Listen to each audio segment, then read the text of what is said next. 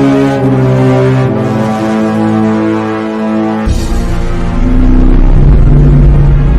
gotten so horribly wrong. General Kid's out, and all of his men are dead. As far as I can tell, I'm the last one alive. I was a mild-mannered chemist. I formulated your toothpaste. Then they came, and everything changed for all of us. First, we sent out our bravest, most confident, most handsome diplomat to meet with them. It didn't go well. They call Earth Region 72. They want to capture us, enslave us, and take our planet. But if we have anything to say about it, our region will remain free.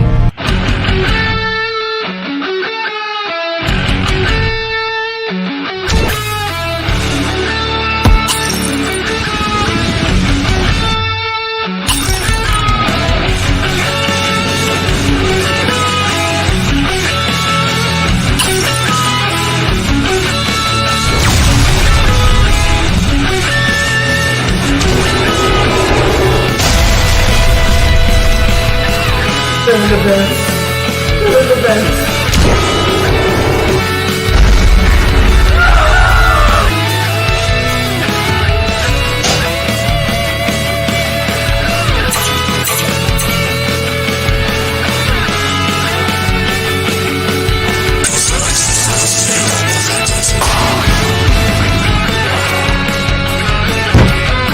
Come on, man!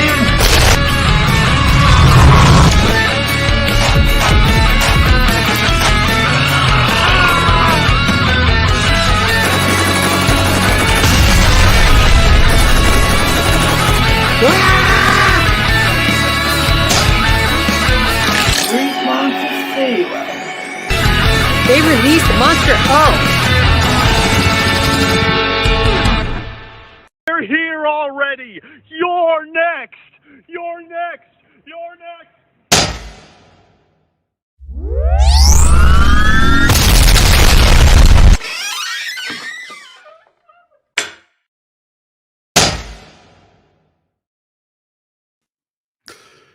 Hello, and we are live. Welcome to episode number 25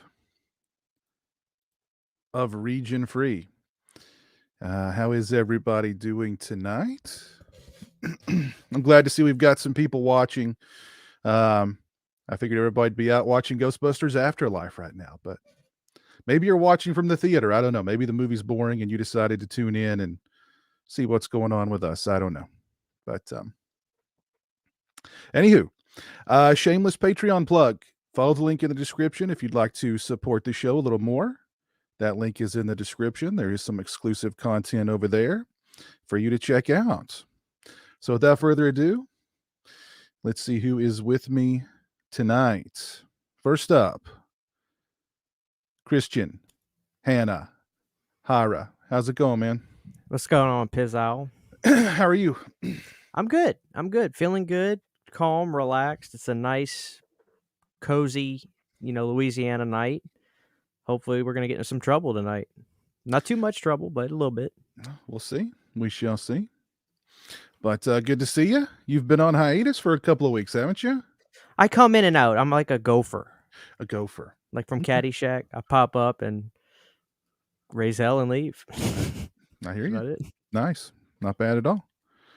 Also joining me tonight, making his triumphant return all the way from the White House. He stormed the White House to join us tonight. Let's not put that out there. Let's not even suggest that. How's it going, Stingray? Good, man. Glad to be back. Good, man. It's good to see you. Good to have you back. Yeah, good to see you guys.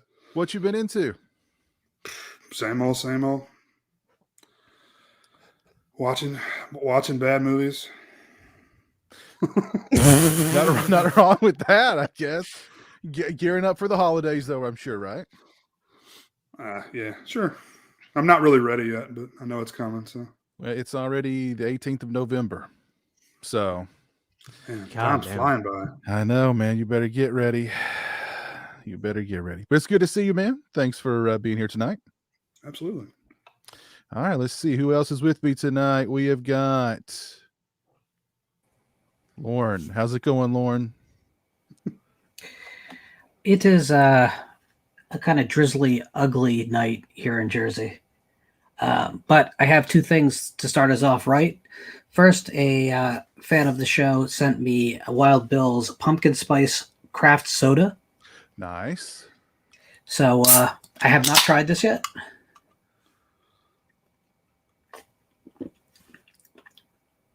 That is very pumpkin spice. And that is a soda. It is a soda. Ah, interesting. Wild Bill's is a craft soda company. They have small batches of specialty flavors. My favorite of their flavors is their butterscotch cream. I am not being paid to say this at all. That does sound interesting. And on the other side of the coin, we haven't done something in a while that I think we need to do again, which is that the Friday Night Lights DVD full screen edition came with a slipcover. I didn't buy this, but I was given the slipcover. I've never seen this movie, but I was given the slipcover as a sacrificial offering to start us off the show proper. So there we go. It's a good movie, Lauren. You should watch it.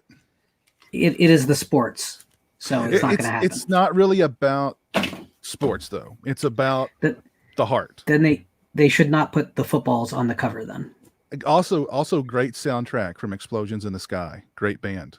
Okay. How are you doing, man? I'm doing good. Hanging in there.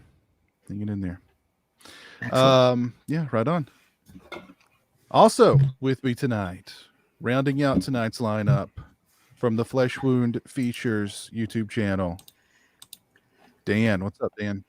What's up? I just busted Sam texting in the movie theater, so I think that's very rude. I think she should be removed immediately, but I think she should be. That's just me. Hopefully they searched her and they confiscated any contraband. I was in a theater years ago in Colorado where they had dogs that would sniff you for candy. I'm not kidding. I've never experienced that. What? I mean, that was like 15, 16 years ago, but they just have like a dog that was the weirdest thing I ever experienced in my life. Was it like a Great Dane that was trained to sniff out snow caps? I think it was a German Shepherd too, so It was kind a of Shar-Pei. intimidating. That's pretty extreme. I mean, what would happen if he felt like you had like some Junior Mints in your pocket? Was he like just attack you or what? Just latch onto your manhood and Jesus. I guess. God. Yeah. Never saw that again. That was the weirdest thing. That theater took outside contraband very seriously. We don't care about drugs. We don't want to talk about. We don't care about drugs or weapons, but you bring in one juju bean, you are done. Is this some mafia ran theater? It's like Big Tony's theater. Check them before they come in for the candy. I never. Hey! You're getting too close to home there. But Tony, should we check them for weapons? Weapons. Check them for Milk duds. Milk duds. Tony. Listen, I'm from a part of the country where we really did have mafia-owned theaters. So, Joey, we found this guy trying to smuggle in a box of dots. What do we do with him? Cut off both his hands. who's working the popcorn counter tonight? Is it Bobby Rolls? Yes, Bobby Rolls. Where's Fat Johnny? What do you think Fat Johnny is? He's eating all the popcorn. Cut off. No. You after Fat Tony, you'd never have anyone else have fat. I promise you, that wouldn't happen. Oh, geez. Are you listening, Martin Scorsese? Yeah. You just wrote your next movie. The mafia theater. Yeah. Joe Pesci, come on, one more, man. That won't play at theaters. It'll go straight to streaming. Exactly. Yeah. Straight to Netflix. It'll be 9 hours long just to torture your bladder. 9 hours long, straight to Netflix. Oh my God. Spider, there's not enough cheese on these nachos. I can see it now. I'd watch it. I would too. Hell yeah, me too. Hell yeah. Do we have to have a sit down in the kids' party room? Somebody turn off the video game over there. Jeez. Let's just do that the entire show. Let's just act out this movie the entire show. I'm totally fine with that. How much is a matinee here? $45 each. Jesus Christ. That's How not much really do you got for a on- family of 4. That might be a discount. No, that's per person. Okay, no discounts for elderly people or kids. Nobody. Frankly, I'd rather the mafia own the theaters than the big corporations at this point. At least you know you'd be safe when you're inside. I can see a hit now, like somebody reaches into some popcorn and they pull out an ice pick and they grab the guy in front of them and just stuff it in the back of their neck. Oh man, right, like during a scream moment, just boom, quick and painless. There you go. Yeah. We're writing this movie just off the top of our heads here. What do you get with your A-list or Crown Club though at the Mafia Theater? Well, you get to go to the back room where the strippers are. Exactly. Yep, there you go. Mm-hmm. Yeah. Just don't touch them. Don't touch them. Yeah, you don't want to do that. Don't touch them. Talk about for a lot of reasons you don't want to do that. Talk about losing both your hands. You're dealing with the community's own steak sauce if you touch the dancers. That's right. Do they put the contraband candy in the arcade and the crane machines? I love those machines. Oh, geez. Well, let's move on. Let's off Rolexes in there. And... Oh, let's talk about a few things here before we stray too far off the path into God knows where. Let's talk about a little tweet that Jason Blum tweeted out the other day, in which that's elicited a lot of speculation as to what movie or series he was talking about. But he tweeted saying, "Today we walked away from a deal with a potential partner. The project is about something scary. We walked because the other side wouldn't let us have creative control. I'm worried they'll regret this." So, of course, everybody immediately said, it's Friday the 13th, right? It's got to be Friday the 13th, right? I mean, could it be Friday the 13th? Could it had to be some, because Jason Blum's making deals all day. If it's something that he felt was big enough to tweet about, surely it's got to be something significant. Trying to think who would not release creative control though. Like that's the thing. Because a lot of people seems like they don't really care anymore about their property. So, I mean, could it have been Friday the 13th? Could it have been Nightmare on Elm Street? Could it have been another big, Jaws? Jaws. There you go. He was negotiating with Spielberg. That's what was going on there. Oh, clearly Spielberg has no creative control over the franchise called Jaws. But I don't know. Let's open up the floor here to some more speculation. Like I said, if he's tweeting about it publicly, clearly you would think it's a fairly big property. Now he did go on later to say that the issue was with the financier. I don't know. Can somebody break that down for me a little bit? Why a financier is not giving creative control? Like, I'm a little lost. Because I saw that and I'm having a little, to me, the tweet almost seemed like it came across a little pompous, like somebody handed him his ass in like an argument and he didn't like it. So that tweet was made in response to that, and we'll never know the truth. At least not for a while, I'm assuming, but I don't know. He makes it really hard for me to want to like. I'll watch some interviews with Jason. I'm like, he seems like a kind of a cool, chill dude. But then I'll see stuff like that. I'm like, what are you talking about? Like this is like grade school crap you're tweeting out. I suspect what we're looking at is when the word financier was used on purpose as a diminutive word, and it was chosen intentionally. So basically, it looks like to me he's saying that the people he needed some rights from didn't want to step away from the table about what that project would look like. So he referred to them in a diminutive way as just a financier.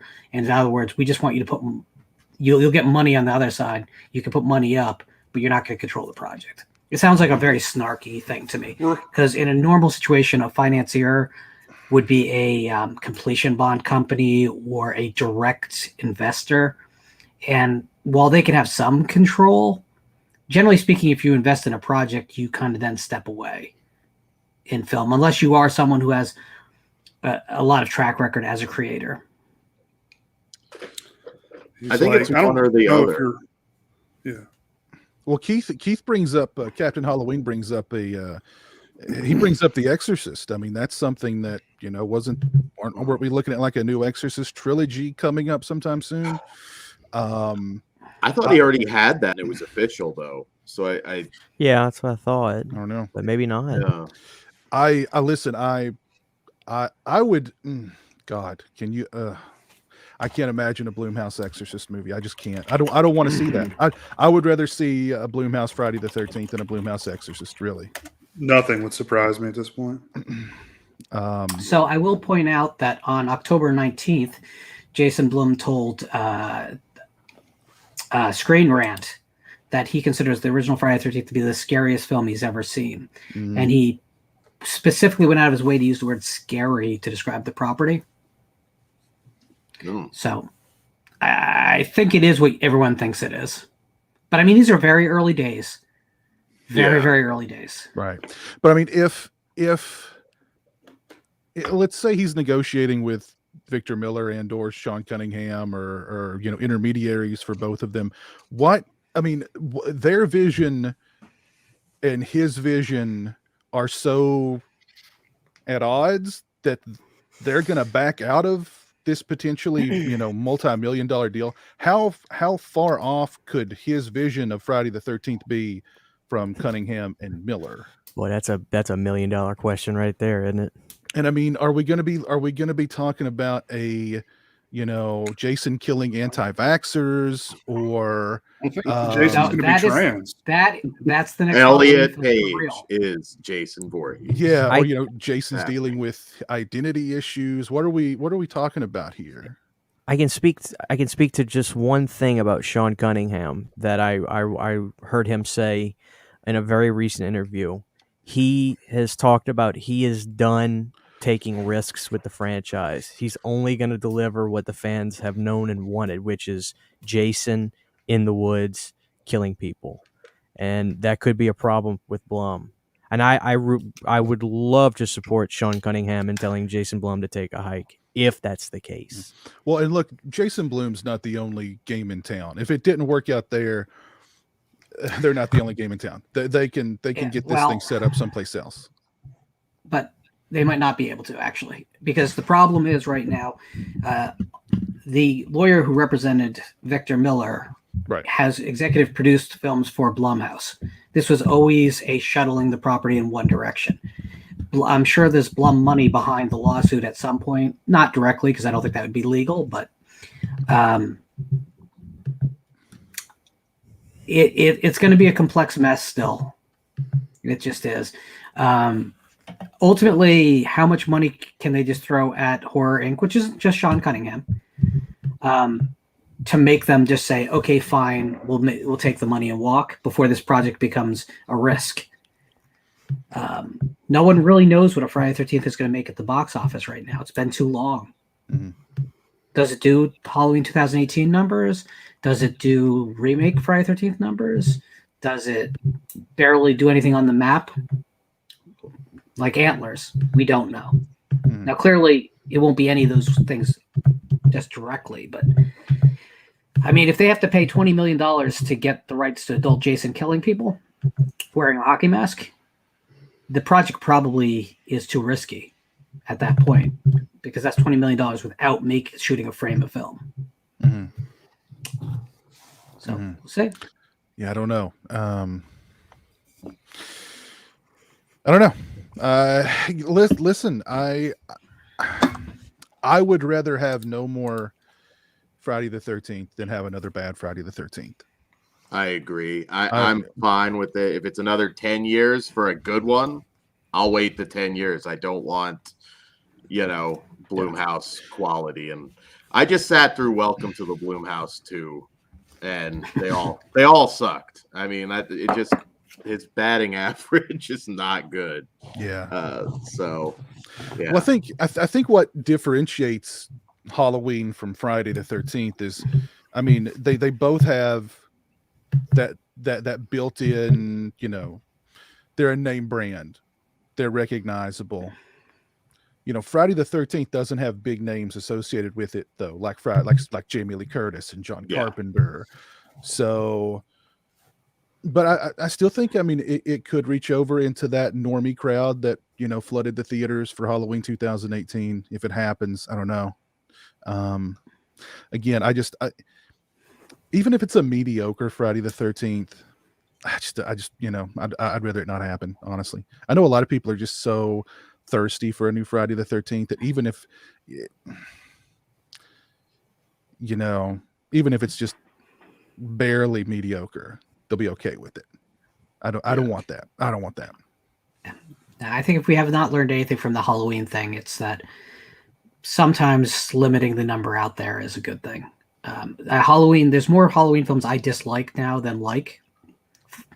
Friday the 13th still has 10 films I like versus 2 I don't. I'll stick with those odds. I really will. I've only got one that I don't get any enjoyment from, and that's Jason Goes to Hell. Other than that, I find something I like in all the Friday the 13th movies. It's not to say that they're all masterpiece films, but I agree. I don't think it's a franchise that's so beat up that there's no hope for it. So yeah, just wait. I'd really like it to go to anybody but Blum. Yeah. I want to see the A24 Friday the 13th. That's what I want to see at this point. That might be interesting. And anybody else want to throw in their 2 cents on this whole ordeal with Blumhouse and probably most likely dealing with Friday the 13th, and maybe it's going to happen, maybe it isn't going to happen. I don't know. What do you say, Stingray? Let the POTUS speak. I just crap my pants. Did you fall asleep? I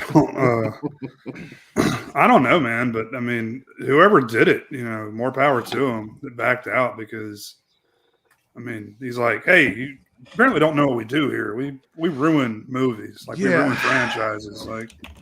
Well, and I don't want to cut you off, Stingray, but I mean, think of the audacity of looking Sean Cunningham in the eye and going, "We know more about this than you do. We gotta have creative control. You don't need creative control.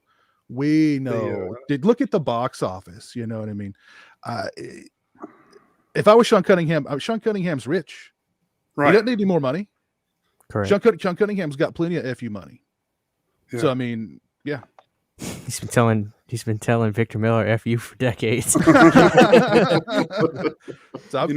Vice versa too. Go ahead, Stingray. Jason Blum just comes off like a total jerk, man. Like in that the Paranormal Activity doc. I don't know if you guys have had a chance to watch that yet, but he's just a smug, you know, is the best way I'd like to describe him. But I don't like the guy, and he kind of took credit for the success of Paranormal Activity. Of course he did. which he picked up at market. Yeah. If anything, it was that broad from Paramount that was showing it to all her bosses. Like, no, watch this movie. You know, she's the one that really. I think we've actually got Blum watching and commenting under an alias here. Come on, Blum, grow a pair. Come on the show live, and let's talk about this. Don't hide behind Chip from the cable guy. Come on, man. I mean, like, did Blum do Antlers? Is that who did Antlers? No. Okay, good. That's why it was good. I liked Antlers. Is Antlers working pictures? I believe so. It's not Blum, but yeah. I mean, he doesn't have a very good track record, at least with me personally. He did it one time with me. It's funny, before it became like money and big franchises, when they were just one-off films, a film like Dark Skies I thought was a fun little film. Mm-hmm. Yeah. That's what he was good at. Overseeing those micro-budgeted but broad appeal horror films. Now it's just nightmarish what he's up to. Yeah, no, I I don't know how he made The Hunt. If you want me to say something nice, The Hunt, how that came out from Blum, I was amazed how good that was. That one must have slid under, like every now and again, a movie would slide under, like, the Harvey Scissorhands, and make it out there in one piece. I think that one just slid out, Yeah. And I really was not excited going into that one. So, hey, he's got that. I can't think of anything particularly great since that, though. No. At all. He's had some really spectacularly bad ones since then. So, the Boba Fett says Jason Blum is making another The Thing remake. So they're going to remake it again. It's not really it's kind of a side sequel. Okay. Man, I watched that pre-make again 2011. a week or two ago, and it is terrible. Might look It's so good bad. after whatever Blum craps out, Jay. So Watch the original. The Thing. the original, It's yes. a great film. Mm-hmm. True. Or go back to the Campbell story. Mm-hmm. Yeah, you can't go wrong. Think from Another World and John Carpenter's The Thing. It's just what's there to improve upon. But wait, was Keith David, had he been assimilated at the end, really, or was Kurt Russell assimilated? Huh? Let's not go there. I'm just messing around.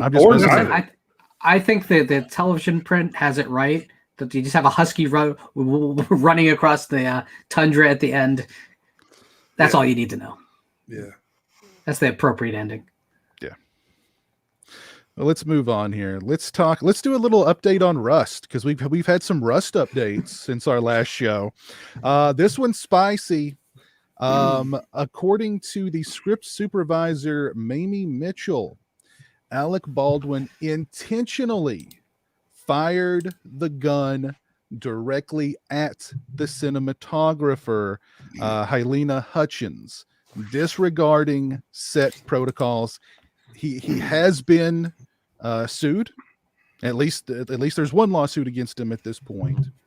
And more people seem to be coming out of the woodwork saying that, this was no case of sabotage. This was no oopsie. This was gross negligence, and this is pretty damning of Alec Baldwin. If this is true, this is pretty damning of Alec Baldwin. I saw a story yesterday. I don't know who put it out, but they said that right before it happened, he was playing Russian roulette. Good Lord. Jesus Christ. Wow. Maybe maybe that was a dream. I don't know.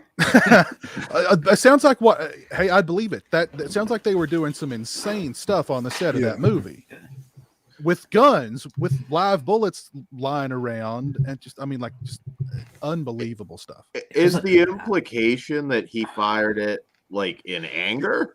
No, they didn't. This script supervisor didn't go that far, but she said that he pointed the gun directly at her. Mm-hmm. And fired the gun, and it hit, went through her, hit the director. Yeah. And so that's pretty damning stuff. I would say so. I mean, you're not supposed to point a gun at anybody under any circumstances. Right. So no.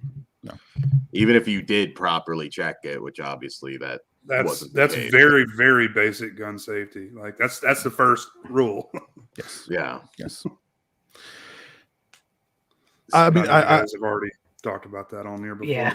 Yeah. And I mean, like we said, or like I said last time, every day it just seems like more and more is revealed about this thing, and more people are coming forward saying that it was an absolute just mess on that set. They've tried their best to cover up for him, man, but I don't think they're going to be able to do it at this point. I don't think so. Do you guys think somebody does any jail time for this, or is this just some massive payout? Oh, it'll be. I don't know if any. Well, gosh, I guess it depends on if they're saying Alec Baldwin pointed the gun directly at the cinematographer, knowing better, going against protocols and safety measures, and he did it willfully, and you know what I mean. If he knew there was a live round in there and he pointed it at that lady and shot her, that is murder. That's murder. That's murder. Attempted murder, whatever. Yeah. Well, I mean, he killed her. But My question is this really quick, because I'm fairly ignorant to this kind of stuff. When they say prop weapon, from what I read, that made me understand it's a real gun, but a prop means it's owned by the studio or the production company that's doing the film. So it's a real weapon, but it's not solely owned to an individual. Is that correct? So most guns on set are simply guns. Some have firing pins removed if they're going to do all the firing digitally afterwards, like the John Wick films, but they are real guns. This idea that there's some balsa wood guns out there is just not real. It's cheaper to buy the real thing than to manufacture it. Yeah, it was a gun.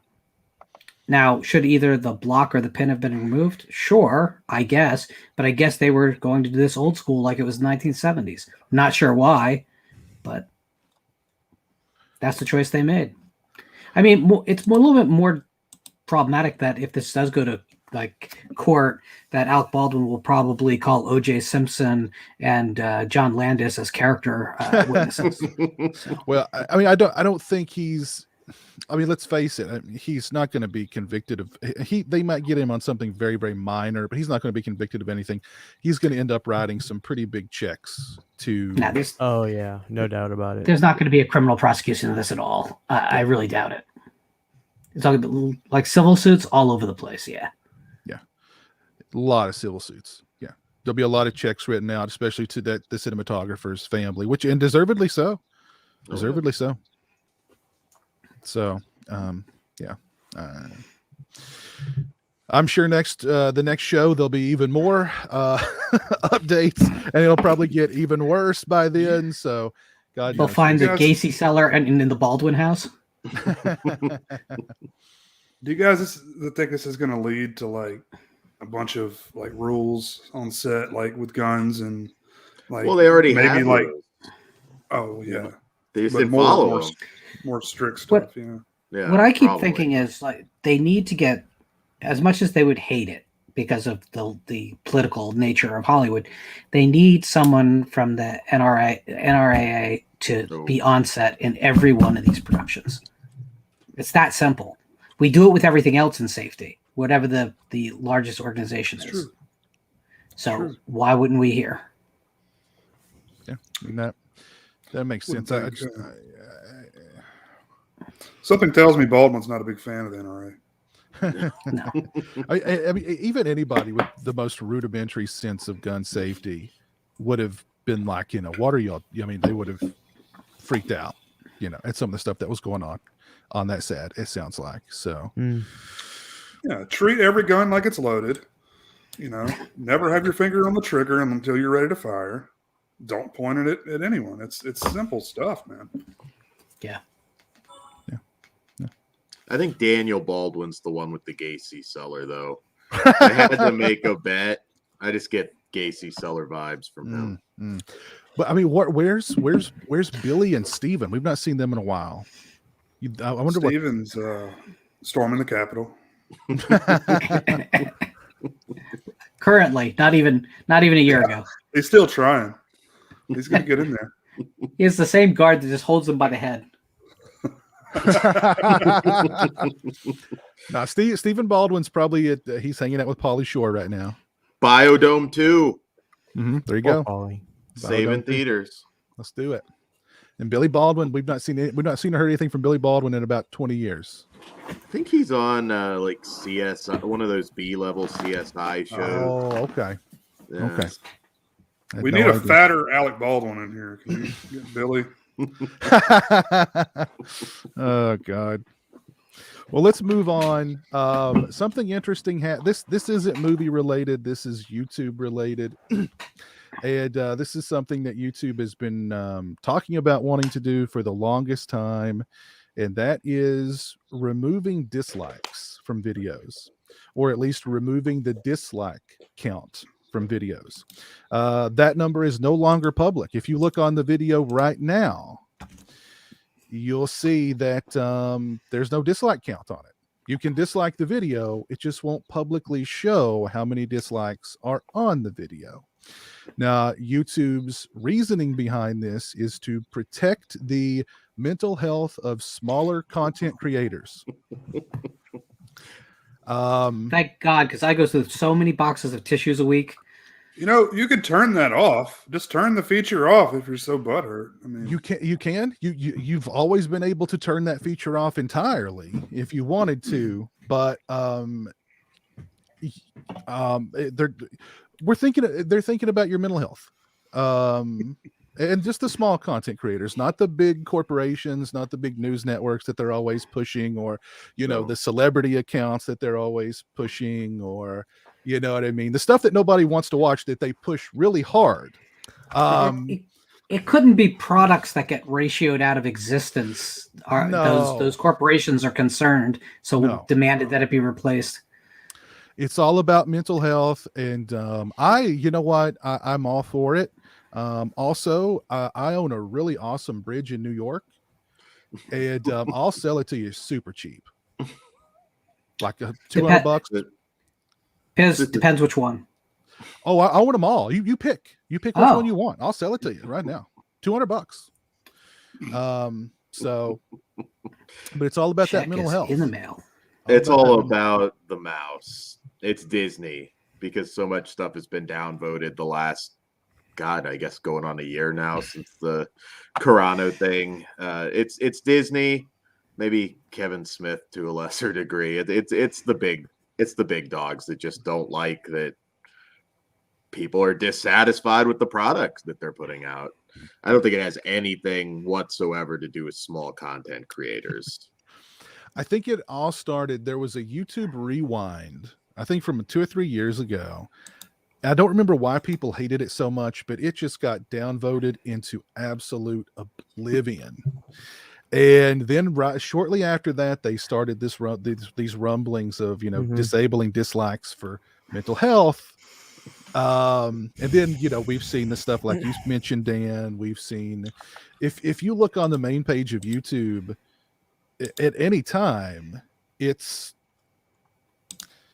you know, here's they're promoting ABC News, they're promoting MSNBC News, they're promoting CNN, they're promoting, you know, all these news networks where they're promoting the new Brie Larson video or the new Kevin Smith video. It's not YouTube on the front page. It's, you know, CelebTube and NewsTube and the same stuff that, you know, you could watch on television. People stopped watching television for YouTube.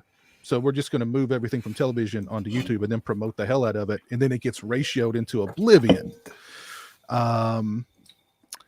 But it's all about mental health. I don't care what you say. It's all about mental health of the small content creators, because they're thinking about the small content creators. And I love it. I love it. It's a great move. Always about the little guy. I know. Always about the little guy. I love it. Exactly. Do you guys remember when they had the star rating? I remember. That's a while back. Yeah. I remember too, like if you accidentally, once you locked in that star rating, you were stuck with it. you couldn't change it. Like if you accidentally dislike a video, you go, oh crap, didn't mean to do that. And then like you can thumb it up. But if you accidentally hit like, oh, you're yawning and you're reaching for the 5 and you accidentally hit a 3, you're like, oh God, that 3 is there forever. You know what I mean? I had people in the comment section go, dude, I accidentally hit 2 instead of 5. Yeah. And I was like, okay. It's like the ultimate hanging Chad for the YouTube crowd. Exactly. Yeah. But then like the 5-star rating was too difficult. So like too difficult to process. So just thumb up or thumb down. Now we can't even handle that anymore. Now it's thumb up or nothing. Or you can when go into give me my trophy. They've been supposed to be giving me a trophy for years now. My participation trophy. Or you can go into the comment section and just comment thumbs down. I feel like next IMDb, it's you can't go below 5 stars because it's not nice. And right, yeah, might hurt someone's feelings. Yeah, all of that's coming next. That's coming next, exactly. Yeah, Oh. yeah, that'll be next. Oh goodness gracious. Any big Black Friday deals you guys are anticipating? I know Vinegar Syndrome's got a big Black Friday deal coming up. Severin's got a Black Friday deal coming up. Any other Black Friday deals you guys are excited about? Because Thanksgiving is next week. It's next Thursday. Wow. Yeah, it's crazy. It's weird walking into Walmart and seeing it already out, like the movies. I don't know about you guys, but I walked and they had the stickers and everything in the middle of the store, and it's so strange because I'm actually looking forward to going out in the crowds again this year. As strange as that sounds, it's just tradition for me. But as far as Vinegar Syndrome goes, I've got quite a bit I'm looking forward to. I already locked in the Censor Blu-ray, and Oh, cool. I locked in Flesh for Frankenstein on 4K and Preacher. Really looking forward to seeing for the first time, essentially, because it's just, we've been watching that VHS quality version of it for so long. But yeah, I have a few suggestions for you guys, including one that I really was a big fan of back in the day, and was just stoked when it got a Blu-ray release because it's just from that kind of forgotten era. It was 1999, and that is Resurrection, the Russell Mulcahy film starring Christophe Lambert. And this is one that was so well above direct-to-video standards at that time. It was just amazing. Now, is it a Seven knockoff? Sure. I mean, it definitely owes a lot to Seven. But I was always just such a big fan of this. In fact, Leyland Orser from Seven, also here, very memorable character actor. But this is such a fantastic thriller.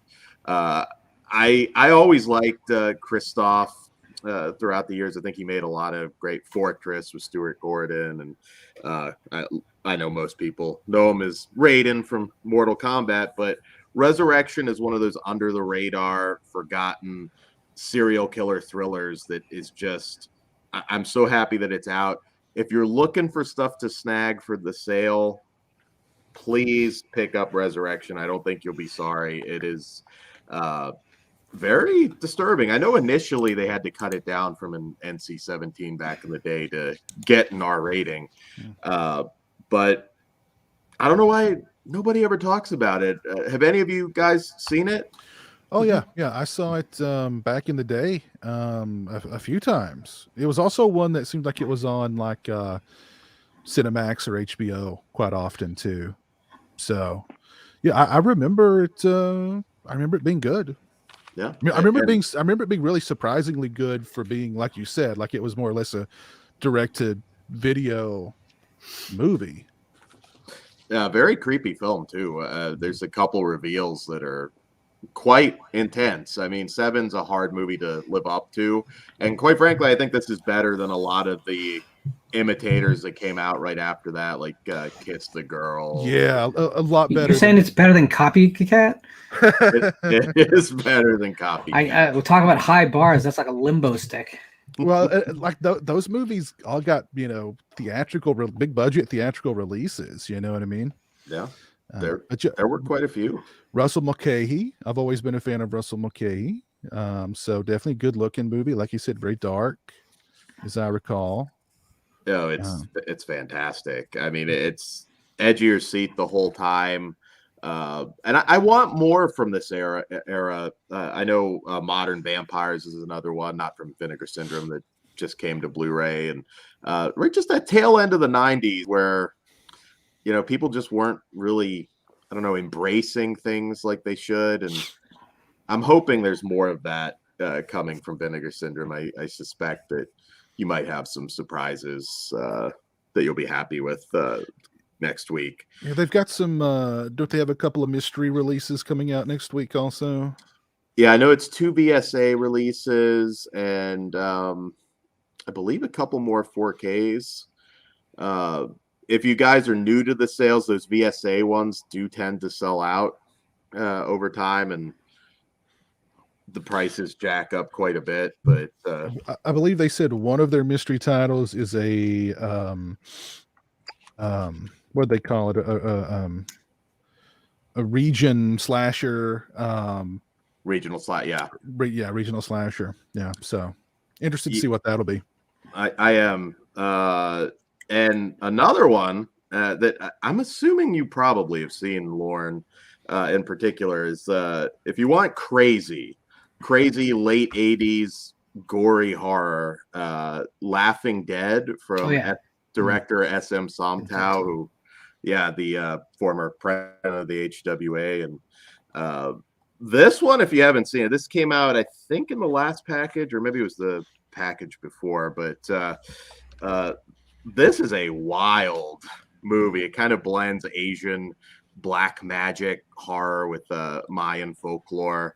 And I don't want to just say it's a good film, but man, it's hilarious. It's made up of science fiction writers in the cast. A lot of notable ones. Tim Sullivan stars in it. I just rewatched this, and I had a really good time. There are some great John Carl Buechler effects work on this one.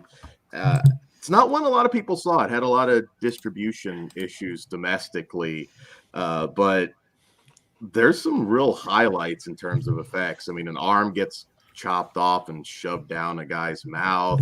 And, there's a lot of crazy shit in this movie, and that's another one to check out. You probably haven't seen it before this Blu-ray, and it's a good time. It's a wild film. Cool.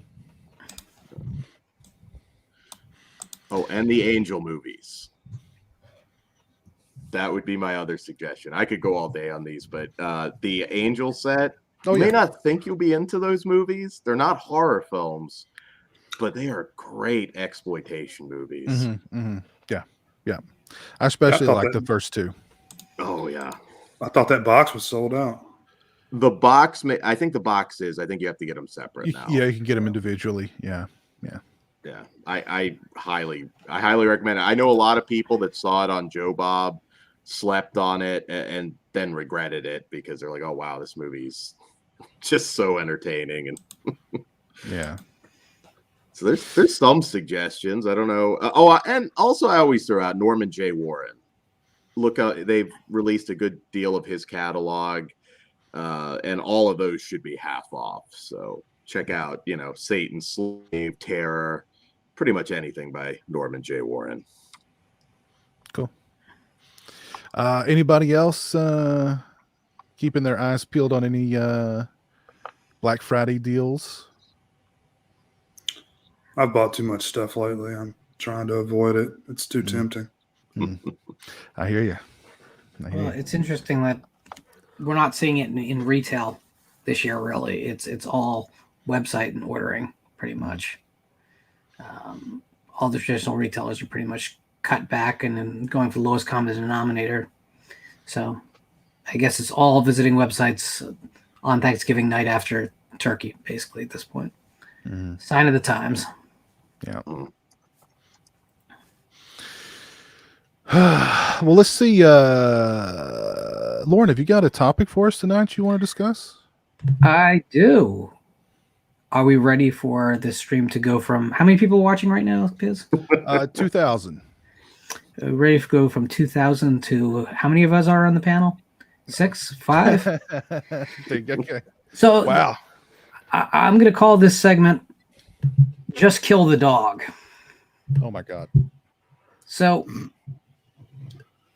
in particular, the horror genre is a place like we have come to initially because these films had such a deep impact on us. The first time you saw The Exorcist or Halloween or Jaws, they scared you, they disturbed you, they impacted you in a way that you didn't realize that cinema could. But as we've become fans, certainly we have not had as strong results from these films. We haven't reacted quite as passionately as we did as younger people, probably seeing them for the first time. Instead, we tend to have a lot of fun with these movies. We tend to talk about them as, hey, I love that movie. You know, it's from my childhood. I'm really nostalgic for it. It's my comfort food. And that's actually the opposite of horror. Feeling comfortable during a film's runtime that takes place in the genre is probably long-term not a healthy thing for the genre, because it becomes indistinguishable from a comedy or an action film. And while there's something to be said for both those genres, what has always made horror so special is that its gravity, what pulls you towards it, is all things that normally we wouldn't want to experience in our regular lives, right? We'd prefer not to get into a horrific car accident. However, we're all kind of slowing down to see what we can see from the safety of our rear view window, right? It's become this mantra that you hear from everyone we talk about violence in film. People say, yeah, you can kill people all you want. And we even root for films that kill children at this point. But when the dog or the cat shows up on screen, people tense up in a horror film because they don't want anything to happen to the pet every time. And it kind of is a good indication that even the filmmakers, generally speaking these days, don't kill the dogs and cats. The 6-year-old might get crushed in a trash compactor, but the dog that's being chased around by crocodiles is going to swim to safety in the helicopter by the end of the film, because they don't want to upset the audience. And as an audience, many of us will proclaim, I don't want them. I don't like when I see the dog or the cat or the potbelly pig get it. Never mind that it's all fantasy. None of it's real, right? So we put up these boundaries, and it speaks kind of to what is hurting the horror genre from creating that next masterpiece. Is that if the filmmakers and the distributors are so afraid to go places that make us uncomfortable, they defeat the purpose of the genre itself. The Exorcist was so disturbing because you having a young girl spouting off extreme obscenity for her age, pissing on the floor during a dinner party. These are not funny things the first time through. These are disturbing. The possession is almost, it's almost incidental to all the other behavior that disturbs you. The medical stuff is disturbing and uncomfortable. No one likes watching a Spinal Tap. Would we do those things today? Well, look at recent films. Besides some A24 works, we don't see that kind of attempt to make the audience uncomfortable, and then we don't see it because we keep telling the creators not to do it. Don't kill the dog. Make sure the dog's safe. Make sure the cat's safe. Now, don't get me wrong. I don't want this to turn into a cannibal holocaust discussion. I would never say killing real animals for film is acceptable. I grew up with punk rock, and every time someone brings up the story where Sid Vicious, as a teenager, went over a friend's house and hung the family cat, a part of me goes, I don't want that in my head when I listen to Nevermind the Bullocks. Now, thankfully, it only plays on one track on that record, so it's not a big deal. But when it comes to fantasy, when it comes to special effects artists, and even digital artists now, creating a dead family pet, I think it's time for us to embrace that as part of the tapestry of what makes us uncomfortable and what puts us on edge. Because back in the day when we fell in love with this stuff, that's why we were there. And I think just we need to stop clutching our pearls over all those little things. It's not just pets. You talk to different people, you get different things, whether it's fake sexual assault on screen, or some people want certain types of characters to be safe just because they're a certain type of character. All that needs to end. We got to let the horror genre be dangerous again. Truly dangerous. Dangerous the way Martyrs is dangerous. The way Hot Tension is dangerous. Certainly the way the original Friday the 13th and then the original Nightmare on Elm Street felt dangerous in their time. We have to let the rules, the social rules, just all go away. No, I agree. Nobody's got balls anymore. I mean, that's a big issue going forward. Yeah, I agree. It kind of tells you where we're at, as a species, when we're totally cool with seeing humans die left and right, but the dog, Do you think there's a certain amount of virtue signaling there? Like, we're so comfortable with the idea of people dying on screen because we've made that fantasy, right? We all embrace the idea of fantasy, but when it comes to our animals, the investment is deeper because even a fake murder of an animal is something that we can't let ourselves be okay with. Yeah. But that, of course, is the whole point of the genre, is to explore the things we're not okay with. Your next book's going to blow up, Lauren, and you're just going to see headlines: Lauren Dixon kills puppies. Well, if there is a book that there's a cat that doesn't have a good time, and that's already out there. So. What is it about, though? I mean, I think the last movie I watched that made me cringe because there was like an animal hurt in it was The House That Jack Built. Yeah. And I mean, The House That Jack Built is incredibly graphic, and like he kills everybody in that movie, men, women, children, and pretty graphically and pretty, you know, but there's this, and luckily it's fake. But I mean, when the first time I watched it, I went, holy crap. Because I mean, this is Lars von Trier. So I mean, I could see Lars von Trier going, for the sake of cinema, kill the duckling. You know what I mean? Like, cut its legs off and throw it in the pond. It's cinema, it's art. Which is what the kid does. Like young Jack cuts the legs off of a little duckling and throws it in the water and watches it struggle. And like, it looks so real. I was like, holy crap. And I just seen him murder like a kid. You know what I mean? But I'm going like, the duck. Holy God, not the duck.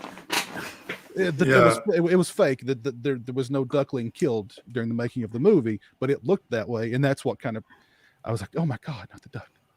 But there was a lot of backlash on that too, you know, initially, but PETA eventually came out and praised it because they were like, yeah, this is like what, you know, crazy, you know, serial killer kids do. Mm-hmm. They kill animals like that. So well, that's true. Yeah. Listen, I knew a guy growing up who he didn't do that with ducks. He did it with frogs. He would catch frogs and break their legs and throw them down and watch them flop around. Oh, and thought it was entertaining. And I was just like, dude, you're freaking sick. I couldn't hang out with him because he would do really. I don't know if he did that because he thought it was, I don't know, but it was just like, I couldn't, like one of the worst things I ever saw him do. He went out, they had this big dog, this big fluffy furry dog. And he went out and power bombed it. Ooh. And I just said, dude, that was it. Yeah. That was it. I don't know where this dude's at today.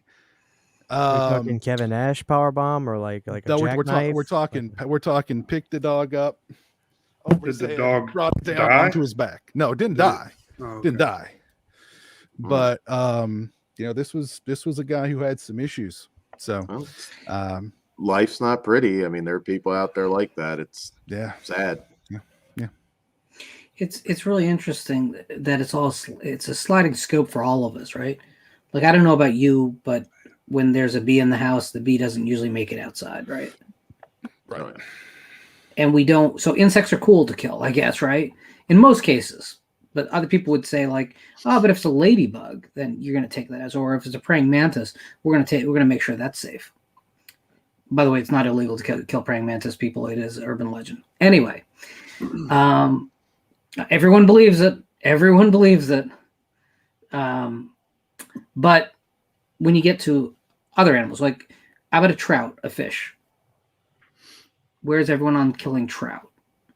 So then we get into well, it's okay if you eat them, right? Mm-hmm.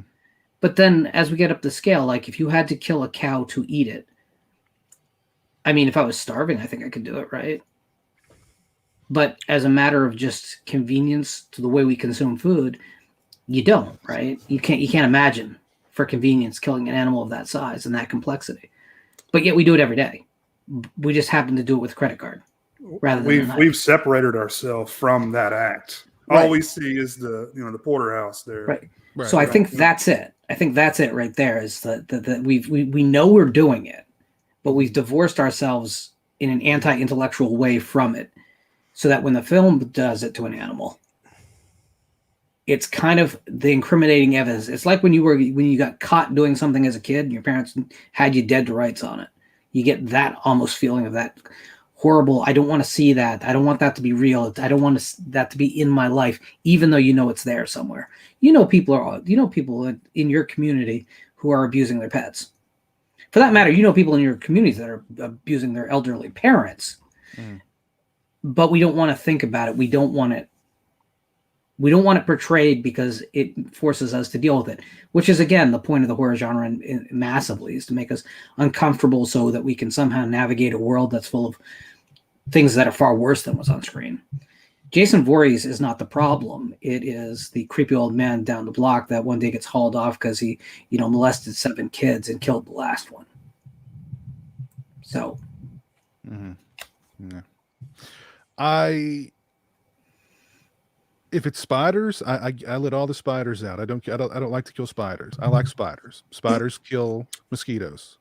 So, much to my girlfriend's dismay, I always pick them up in some toilet paper or like a paper towel, escort them outside. Ugly things, it's okay to kill.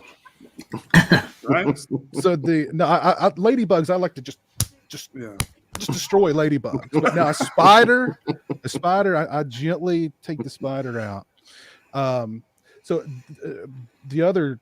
was a couple of weeks ago. There was a big spider down here, and it looked just different than the other spiders that are usually down here. It had it was big and furry looking, and I was like, it had like a big abdomen too. And I was like, is that like a black widow? I was like, I've never seen a black widow in here. So I went and I got some paper towels and I picked it up, and when I lifted it up to see the bottom of it, 1 million, and I'm not joking, baby spiders just like exploded from it, went everywhere. I'm talking 1 million baby spiders. That's freaky. Yeah, I've seen that. And they just went everywhere. And I dropped it, and like when I dropped it, 1 million more burst out of this thing. There were baby spiders scurrying everywhere. So now even I'm like, I don't want that many spiders down here. It's like, that's too many. That's just too damn many spiders down here. But it was like literally just everywhere. They just bloomed out of this thing, and they were all over the place. And that's why you're looking for shoes for Black Friday deals. No, Piz, an interesting social question for you. Sure. So you have all these baby spiders rolling around your house. They're growing up in the course of a week. You go into a room and you see a spider that's a different species of spider. Does it die now, or do you save that one because it's not part of the millions that burst out of that mama? Most of the time I leave spiders alone, but like if it looks like a dangerous spider, I'll take it outside. Like if it looks like a brown recluse or like something that may actually hurt you, I'll take it outside. Most other spiders, I'm just like, yeah, you do your thing. Make a web and kill mosquitoes, catch and kill mosquitoes, be a good spider. And I just let them be. So this is a lot darker than Ghostbusters Afterlife. I always bring the show to a place, don't I? We can talk about mud wrestling or something if you guys want to go. Let's talk about Glow, the gorgeous ladies of oil wrestling. Can we? Right. I'm joking. Absolutely. Of course, Lauren dips out on the gorgeous ladies of oil wrestling. We've something we've not had in a long time that I think is much needed right now. What is that? I think we need to take a step into Stingray Spotlight. Oh, dang it. I'm here. What's in the spotlight tonight for us, Stingray? This is the first Stingray Spotlight in a long time. So no pressure. Yeah, I don't know, man. No prep work on this. I'm trying to find the Waterworld Ulysses cut, because apparently it makes it a much better movie. It fleshes out a lot of the story. But I actually like Waterworld. I know a lot of people hate it, and it's notoriously a failure and stuff. But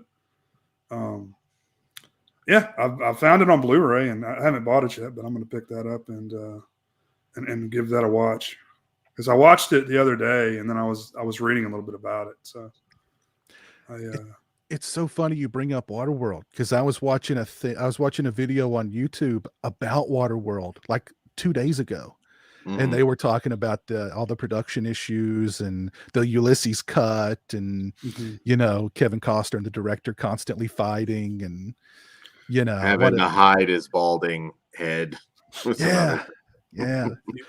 But see, what's interesting about that movie though is that's like the last practically made big action movie. Yeah, that's like the last of its breed. It really was. I remember, because I was really big into like post nuke stuff, and I'm like, oh, Mad Max on the water. This is awesome. I mean, it's a cheese fest, but I was always entertained by it. I have it on 4K, and yeah, it's a good time. Is the Ulysses cut on 4K or just a theatrical? I'll have to double check that. They put out that big Arrow Blu-ray set, which I know had it, and I want to say the 4K does too.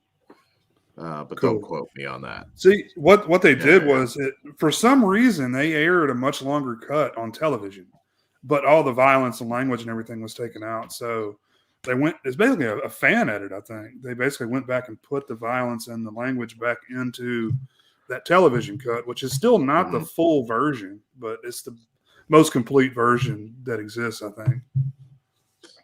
Yeah.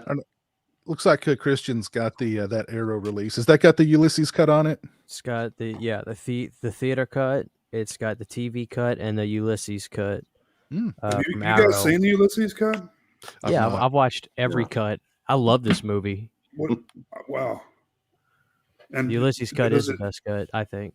Does it expand on it quite a bit? It still don't make any goddamn sense to me, but I mean, I guess you could say so. You know, it's a weird movie. It's got Dennis Hopper in it, you know, so of course. Smoking cigarettes on a boat with no land. Where's he getting all these damn Marlboros from? Perverted Kim Coates in the opening. There's a lot of good actors in that. I love everything about the movie, honestly. That was the Kim Coates triple dip there, whereas he did Waterworld, Battlefield Earth, and Pearl Harbor, all within this very short period of time, and they all were the biggest flops of the year, and he's the best thing in any of those movies. I forgot he was in Battlefield Earth, man. It's better. Battlefield Earth is a horrendous film. I remember hearing all about Waterworld at the time, because they were the budget was out of control, and there was a hurricane that happened at one point that destroyed the sets, and that cost them millions and millions of dollars to rebuild those sets, and it was already long before it was even released. It was being touted as this huge flop and embarrassment, and this and that and the other. And I remember watching it the first time and being really entertained by it too, because I mean it is just this big spectacle on the water with Dennis Hopper, with a patch on his eye, I said, smoking cigarettes and saying Dennis Hopper things, and you know what I mean. Yeah, it's got that weird thing about it that if I see it on, I've got to watch it. It's got that weird quality that I can't really put into words, to where it's fun. I just love it. It's so not I don't know the word I'm looking for, neat and clean like movies are today. It's got that weird factor to it that you just don't really see that often anymore. It's kind of a selfish thing to say, but dude, I would love to see some really big budget, whacked out weird films that just happen to somehow get made that don't become cult hits for another 15, 20 years. I kind of want some of those to come around again. The world needs more Buckaroo Banzais. Oh God, yes, yeah, we do need more Buckaroo Banzais. That's for damn sure. Good. I'm sure you can get the Arrow, not this anymore, but you can get just the Blu-ray of it. Standard edition should have all three cuts. Yeah, and get the Arrow Buckaroo Banzai released. That one's freaking sick. I think that might be a Region B. Didn't Scream Factory release the Region A Buckaroo Banzai? Yes. Okay. Yeah, it's out there, and I highly recommend it. Peter Weller made some really interesting movies in between RoboCop films. He really did. Of Unknown Origins, one that nobody ever talks I just about. I just love watched that. I watched that the other day. Rest in peace, Peter Weller. Oh, that goes back. That goes back. Only old school fans of the Sausage Factory will remember that. But yeah, Waterworld. Yeah, that's definitely like the end of an era. Because after that, I mean, and maybe that was the movie that, you know, the studios were like, look, we can't do this anymore. Let's just make everything in the freaking computer. You know what I mean? Everything's CGI. Well, It's definitely easier, you know. What was to do it that Waterworld? way. 94, 95? 95. Somewhere in that Right neighborhood. after that, you're looking at Batman Forever and Jurassic Park. Well, I think Jurassic Park was 93. 93. But Was then, it? Yeah. Okay. But you have to Jurassic. There was nothing that looked like Jurassic Park around Jurassic Park. No. It's like 97 before people started to try to do Jurassic Park again. It still holds up today. It's Jurassic Park. remarkable. because it's mostly practical. Yeah. It does. I'm more of a Carnosaur guy personally, but they did a pretty good job. For me, it doesn't get better than Tammy and the T-Rex. That's top of the line for me. We've got Garrett watching tonight. What's up, Garrett? How you doing, man? Born to be rad. Man. What's up? Yeah. Of Unknown Origin. I don't know why. Like, that's one you mention it to most horror fans and they look confused. It's so good. I blind bought it. And it's based on the Chauncey Parker novel. Yeah. Yep. I see Peter Weller, I buy it. Oh, one of my favorite things in that film is just him having a conversation. He knows the rat's there. He can't see the rat. He's at his desk. He just leans back and starts talking, giving this monologue to the rat about how it needs to go away. It's better than anything like with the rat in the movie. It's just watching Peter Weller be Peter Weller. That's a George P. Cosmatos film, right? It is. Okay. Oh, little Screen Factory Blu-ray. But again, like, what a better world when people were adapting novels and because there was novels, the directors had some place to start with what the story was really about. The actors could read the novel first so they could come in prepared and not just take weird off-the-cuff direction. We got to get back to adapting novels.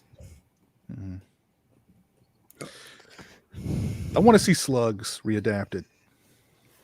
I'm sure Sean Hudson would love that. Thank you, Nico, for the $10 super chat, sir. Evening, sorry I'm late. Glad to see you, Nico. Hope you're doing well, brother. By late, does he mean pregnant? I hope not. I hope not. Maybe it was slugs that Jason Blum was talking about. He better keep his damn hands off of slugs. All right. Stay away from slugs. The Blumhouse Slugs movie would be, God, everything politically incorrect about the novel it would be just gone. So it'd be a very short film. Be neutered. Harry Adam Knight. He had Carnosaur. Also Slimer, which became Proteus. It's another one if you like Sean Hudson. Somebody in the chat earlier mentioned the new Prodigy. Firestarter. No, what's that Severin Films Blu-ray that just came out? That the Kindred. Anybody pick up the Kindred? I want it. By the way, is it just available in the steelbook at this point? Yeah, that's the problem. It's fucking $50. I'm not doing it for $50. I'm just gonna wait. I know they'll put out a regular Blu-ray. They better. Love that movie. Is it on?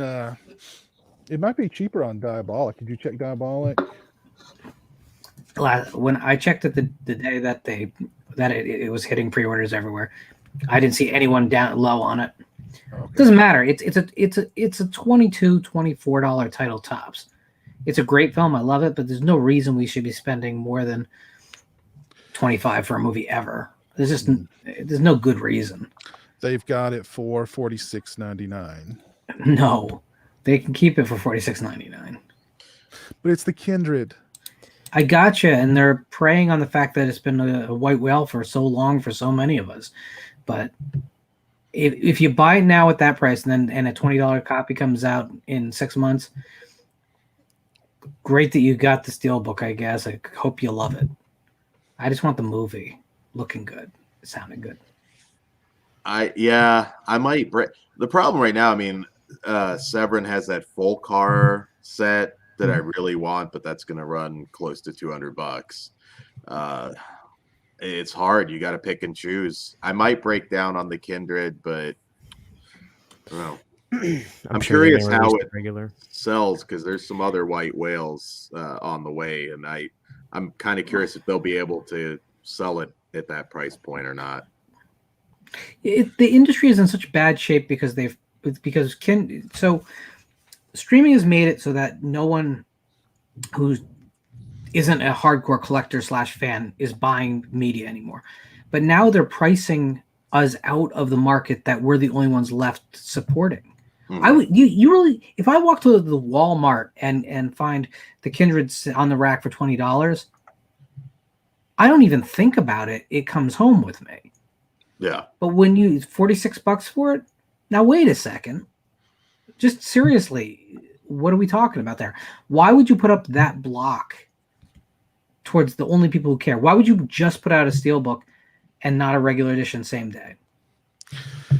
They doesn't make sense. I mean, Synapse does this sometimes. They put out that big steelbook, and then a few months later, they put out the standard edition for cheaper. They didn't do that with Living Dead at Manchester Morgue, though, did they? I think that No, was they just didn't. Oh, son of a bitch! Oh, and they didn't do it for Massacre at Central High either. No. They might have just checkmated me. But I don't want to spend. I like Massacre at Central High, but you'll never convince me that's a $40-something movie. It's pretty good, for God's sakes, but I'm not. How many paying. movies are $50 movies? None. I mean, granted, it's like I'm trying to understand the time that they had to put in the legal system. I listened to the Dead Pits podcast with one of the guys that runs Synapse. It's been a very pricey, long process with this film, so I get it. They need to make every penny they can off the movie, but Jesus, man, I figure every time I watch one of these movies, it's about $8 worth of my time. So am I going to watch it that often to accumulate that whatever $40-50 I'm going to spend on the movie within 5 years? Probably not. I want to see it really bad. I've wanted to see it. I used to think the movie was called Anthony, not The Kindred, because I don't know if that's what it was called somewhere else or something. It was. Which I kind of like that name better. But I just want to. I was telling myself I just want to get the regular Blu-ray, but I'm kind of nervous now that they may not do that. I'd like to think that they will because they need to make every penny they can off of this. But their track record with these steelbooks is that they sometimes haven't. Now they did for Popcorn and Demons. So I'm still gonna hold off and say that they're gonna release it regularly, and I'm gonna stick by that. But I am a little nervous now. The problem is if we do break down and pay this money, we incentivize them doing more of this. Yeah. All right, let's go around the room here. What release would you pay $50 for? And what's got to be included in that release? Dan, what's your $50 white whale? Well, one that I know Synapse also has coming, and I'll be honest, I'll pay the 50 fast because it's one of my favorites, is Tombs of the Blind Dead. I mean, if I have to own that one, I can't lie. I'm going to drop the 50. I didn't get Massacre at Central High. I think that's still in print, though, too. So no way it's sold out. Yeah, so like that might tell you something on that one. Kindred, I don't know. But yeah, Tombs of the Blind Dead, they got my $50. I can't lie. I don't know if I've seen Tombs of the Blind Dead. Oh, it's so good, Piz. The first two films are so good. The second two are probably acquired tastes. But yeah. I like Night of the Seagulls, though. I'll stand up for it. I did too, but Tombs of the Blind Dead, I think, is a masterpiece. It is, but it's again, that's a film that couldn't be made today. No. Because of the assault in the beginning. Yeah, no, definitely. But man, what a movie. Nico would go $50 for Cheerleader Camp. God bless you, Nico. Are we talking standard Blu-ray or 4K here, Nico? Okay, so get Tomboy. You can get Tomboy, Nico. So Tombs of the Blind Dead. That's Dan's White Whale, and that one is coming from Severin. Is this going to be like a loaded release with a bunch of extras and new transfers and all this jazz? I'm not totally sure, but I mean, Tombs of the Blind Dead will have extras, and I have no idea if that's going to be I'm assuming if you're doing Kindred, you're going to probably give the same treatment to Tombs of the Blind Dead. It just makes sense to me. Yeah, but I don't know that for a fact. Stingray, what's your $50 White Whale release? I mean, pretty much everything I care that much about's already been released. I would go Exorcist, The Thing, stuff like that. So, anything what about something that's like never been released before, or something that had a bad release that you want to see, like a big 4K, super release? A lot of those just don't exist anymore because just pretty much everything's come out. Like, I mean, London After Midnight, maybe. Yeah, I was going to go to Lost Films because I could at least justify that. London After Midnight, Kong with the spider pit and the shipwreck scene intact. Bride of Frankenstein with the full Carl reel. What about like a 4K of Brain Dead, Dead Alive with like Peter Jackson commentary and $50? That's not a $50 for you. Yeah, it is. But I waited on Massacre at Central High, so I don't buy them all. That's a good one. Cemetery Man does need a good release. Cemetery Man, yeah. The French release is awesome. Oh. It has some region-free Blu-rays out there, but yeah, certainly we haven't gotten that big, And people, it goes for way too much. But the Dragon release of Della Morte is pretty great. It's really pricey at this point to get it aftermarket. Why is Cemetery Man Della Morte not talked about? I mean, like people talk about Stage Fright. I hear people talk about Stage Fright a lot. I even hear people talk about like Demons 3, The Church, but like I very seldom hear anybody talk about Cemetery Man, and that to me, Cemetery Man really good. It's a masterpiece. It's really it's brilliant. I mean, Cemetery Man. One of the best of the 90s. Yeah, I mean, no doubt about it. I was gonna say Cemetery Man's better than a lot of Dario Argento stuff. But I mean, hell yeah. That some people might think that's blasphemous, but Cemetery Man's a brilliant film. Oh, it is. And when Italian they were going to TV at that point. I mean, Italian horror was dead in the drain by 94, and then oh wow, wait, maybe not yet. Unfortunately, they didn't really follow up with anything of that quality. But man, I love Cemetery Man. Mm-hmm. Yeah, great film.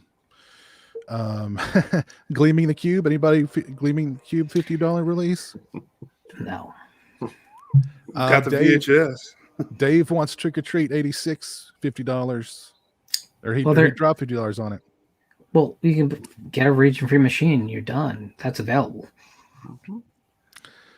$50, man. I'm not ready to not drop feeling that it, right? very often. Yeah. Right, Jay? There's too many other things in life. There's not a movie.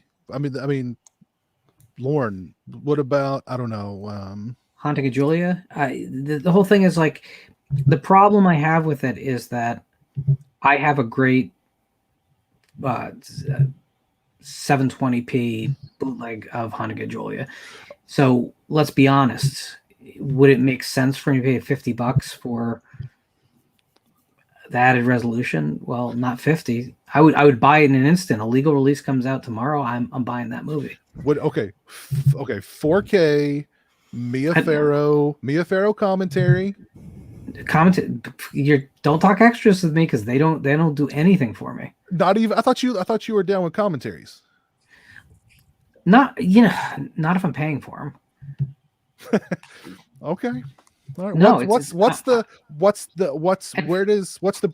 breaking point for you price wise? Haunting of Julia 4K $30. $30. Okay. That would be my premium, because I think movies should be at a $20 price point. So my premium would be I'd be willing to go an extra 10 just to have it. But realistically, I mean, as a guy who buys too many movies, as we all are here, I've discovered that as much as I like a movie, Baskin would be a great example. Love Baskin. Great film. Since I've owned a copy, I've watched it twice. Yeah. How much value is it to just be able to set my eyes on a spine? Certainly not $50. Yeah, I agree. There are some cheaper things coming that I think people will be really happy with, but yeah, it just depends. It's case by case for me. As of now, I'm saying no to the full car set because I have some things in it already, so the math's not quite adding up for me, but we'll see if I break. I brought the Andy Milligan set, so I was not particularly proud of myself. I caved and bought that damn thing. What about you, Christian? Any $50 any movies you drop $50 for a new release? I mean, I could create what I think would be a really cool $50 release. For $50, I would like to have like a mini trioxin barrel that you could crack open, and it's 4K Return of the Living Dead, and it comes with the Francis Haynes score on a CD, the motion picture soundtrack in there, and throw in the SSQ album in there as well, and the movie on 4K. And when you close it, you can look on top of it and press a little button, and then you could see the zombie up against the glass. That'd be cool. I think that's about $50 worth. You know, maybe what would be really cool? The first time you open it, like this green mist comes out of it. Wouldn't that be great? Oh man. Yeah. I think, I mean, it's probably like $100 what it would charge, what I'm describing, but that's my favorite movie. So go all out. I'd be cool with it. I just love the fact that of all of the tracks on the soundtrack, he picked the SSQ track to want the full album of, which I have somewhere around here. I have the vinyl of it, but it's hard to. I like all the cramps, all that stuff. I'd take all of it, but I don't know how many of this we could fit in that barrel. Love me some Stacy though. You know what you could get $100 for if they recreated the original Frankenhooker VHS thing with the that's cool. On the front. If they did a recreation of that, I think it would actually sell quite well. Just big box sort of recreation and could be interesting. I'm feeling that. All right, $50 release for me, hands down, 4K. Oh man, I'm going Evil Laugh.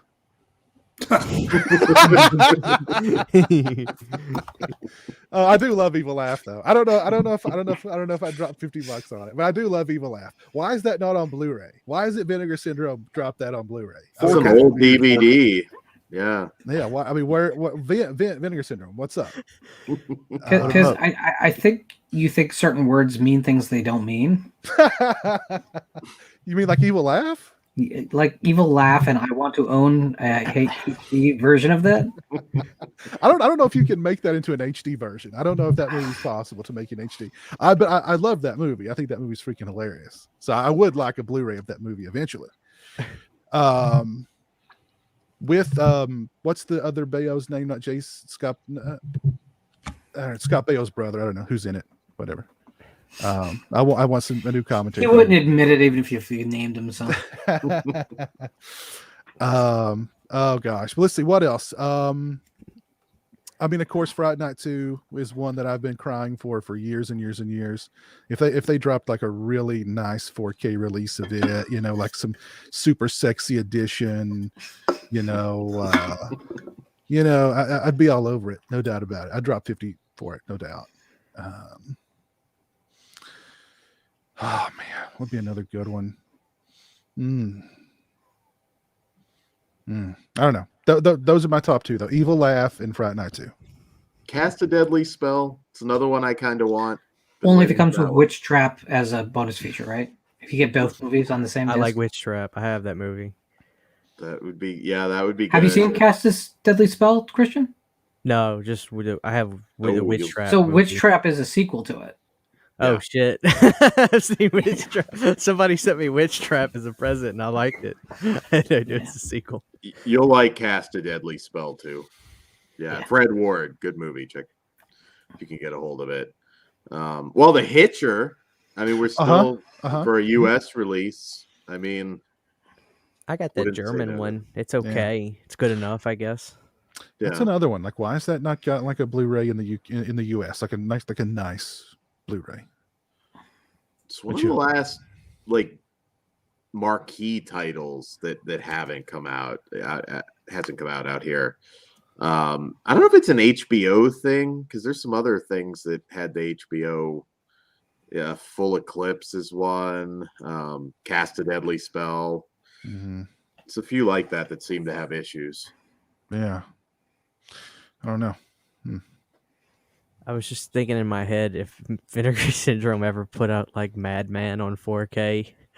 I could already hear Piz's review. Now, the out of focus shots have never been clearer. These out of focus shots are so crisp. The blurriness is even more blurry now. You've never seen blur like this. they put that on like the case. The blurrier than ever edition. Oh God. I thought you were screwing around when you said it was blurry until I like that movie a lot, right? I It's do so too. silly. Oh, And then when I was like, how bad could it be? I was Yeah. like, do I need a new prescription? Yeah. Why is It's the like- TV blurry? Half this movie's out of focus. Like, what the hell? So a couple good suggestions in the chat. Darren mentions Night of the Demon, one of my favorite Sasquatch films. Isn't that coming to Blu-ray? I got Yeah. that. I got it from is Night of the Demon. Is that what I'm thinking of? No, Night of the Demon, 1980s Bigfoot movie. I thought I'm Severin sorry. was Oh, released. Christian, hang with me for a second. Have you seen a film in which a penis is pulled off of a human being by a Sasquatch? I thought Severin's releasing that. No. Then you haven't seen it. Mm. Or not Severin. I'm sorry. Yeah, What do I Severin. have? I have something from the 50s that's awesome, and I watched the U.S. version when You you have see the thing come Curse to of the Demon is what you have. Oh, I'm sorry. I get confused with all these Yeah. of those. Yeah, you made me excited for a minute there because That's a good movie, though. I like that. No, that's an incredible movie, Christian. I forgot Code the Red company put that it out put on DVD. Code Red put it on DVD. For some reason, I Okay. was thinking Severin was putting it out. Well, maybe. Where did I hear that? I don't know. I'd love to see it. That movie's awesome. The Devils was also in the chat. Yeah, I'd The pay Devils. $50 for a good Yeah. edition, uncut of the Devils. Yeah, that one's long overdue. Yeah. $50 though. Yeah, I would. I'm sorry. That's Drop- drop- an intervention needs to happen at some point. Drop Dead Fred. No. I was bummed when Severin lost that. I was like, good was for too. you guys, you know? And then they got it taken away from them. Yeah. Jeez. So a monkey pulls the penis off of somebody in Night of the Demon? Sasquatch. A Bigfoot. Yeah, Bigfoot. Oh, He great. stops to take a leak and it goes badly. That'll make sure you wear your diapers next time so you ain't gonna stop. It's a And I wish I great could tell you that really progresses the plot, but no, it doesn't. You got to Google it, Christian. It's just like boom, like just it I'm tears it sold. off. If somebody puts this out on Blu-ray, I will grab it without question, Yeah, and I will pay $50 for Night of the Demon, Night of the Sasquatch, whatever it's called. We sold a lot of copies of that in the chat, I think. We did. Yeah. They need to, whoever releases that, they need to get us to do like a group commentary for that film and put it on the Blu-ray. I'm down for a Night of the Demon commentary. That movie's such a good time. Let's see. What anything else on your all's minds? Am I the only one going to see Resident Evil? You guys excited for that? I wouldn't say I'm excited per se. Some of that CG looked pretty rough in the trailer, but When does that come out? I've not even seen the trailer. When does that come out? next week. It's weird. I think it's actually a Wednesday release. So I think it's yeah. I've not seen the trailer. Oh, really? Surprised you wouldn't have seen it at. Did you go see Antlers? No. Oh, okay. Well, maybe. Yeah. Welcome to Raccoon City. I'm kind of curious to see what they do with it at this point going forward. So I'm checking that out. Lauren, did you get the Underworld 4K set?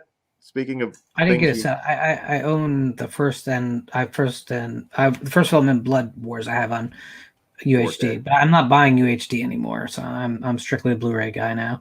Okay. But I own all the movies on Blue. But I like those first 3 movies. I don't care what anybody says. I like those first 3 Underworld. I do too. movies. I just watched them. The fourth is the weakest of the bunch, but I think the whole series is pretty good. Like better than it should be, considering they're CGI heavy, like action films that just happen to use the genre as set dressing. But I'm a fan. Period. And I mean, Kate Beckinsale in skin tight leather always helps. So it doesn't hurt. No, for sure. I think part 2 is actually my favorite, but I thought part 3 was surprisingly good. I actually think Blood Wars is the best of the batch. That is that the last so one? Good. No, Yeah. see, I didn't see that one.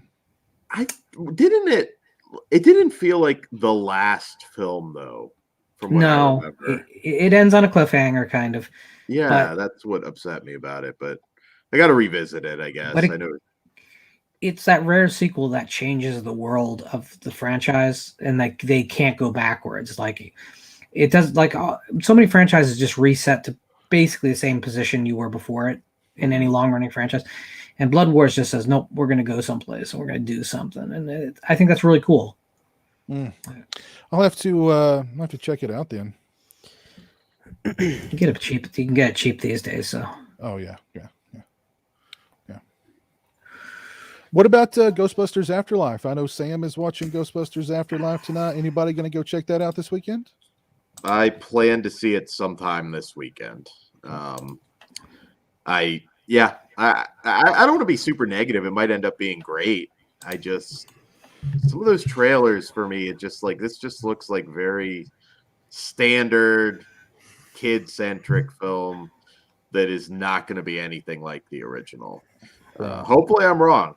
Low expectations didn't help me this year with stuff like Candyman and Halloween Kills, so maybe it'll work out on this. Stingray, are you going to see Ghostbusters Afterlife? I'll go see it eventually. I'm kind of the same with Dan. I know Ben Grimm saw it. He gave it a pretty good review. Yeah, he did. Yeah. Are the girls not interested in Ghostbusters? I mean, we've seen them. They're not really huge fans or anything. I probably won't even take them. I'll just go by myself. No. Only $40. CHH, you going to go watch Afterlife this weekend? Any interest in it? Not this weekend. I have to work this weekend. But yeah, I'm a really big Ghostbusters fan, and just eventually, maybe next week. I really like Paul Rudd. It's world's sexiest man, apparently. He is. But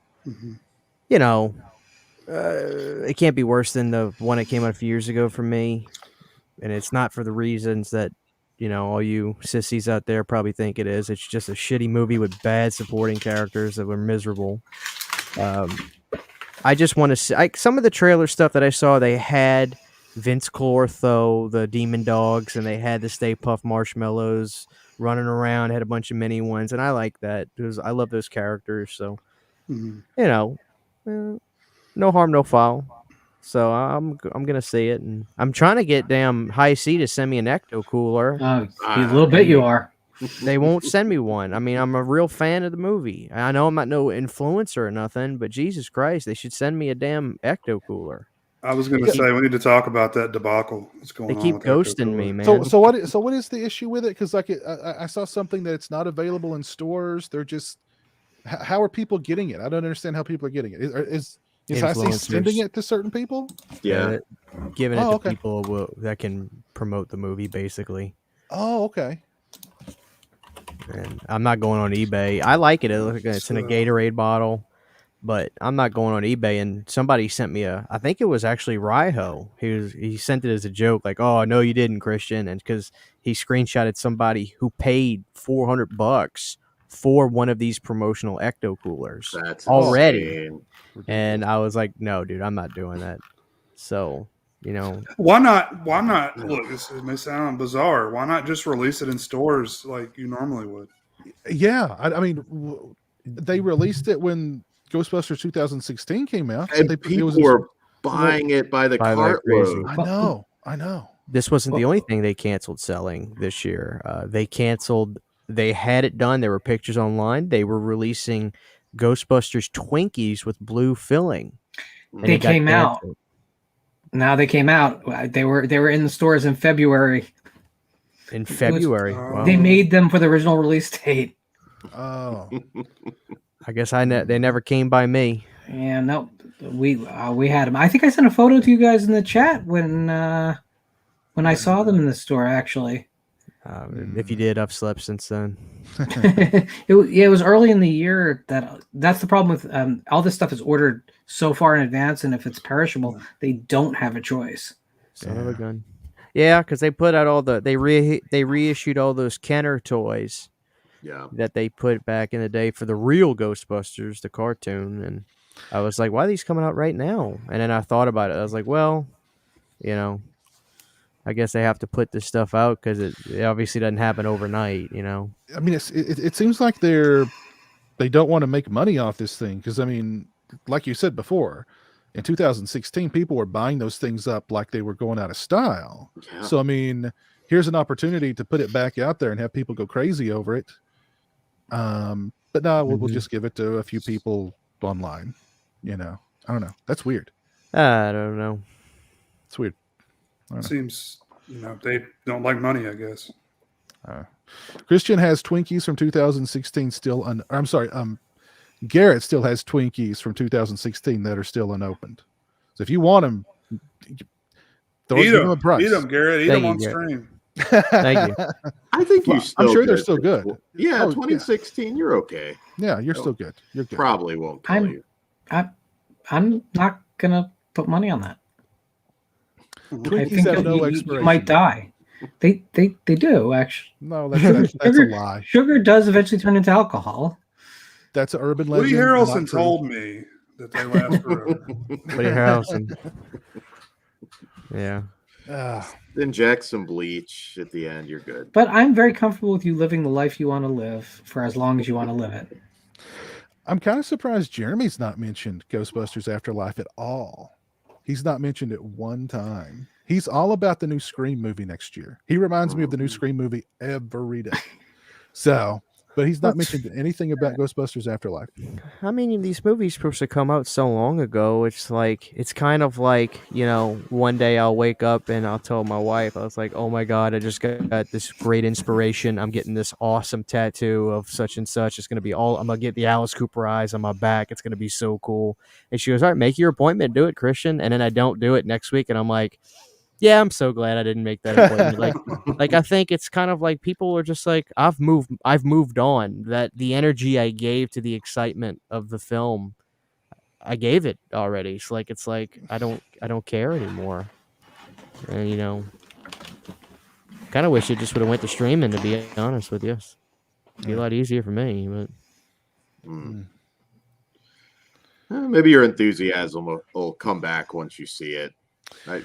Once you get in the theater and the dun, dun, dun, dun, dun, dun, I mean, you'll be 9 years old again. If they play the Ray Parker theme, that's true.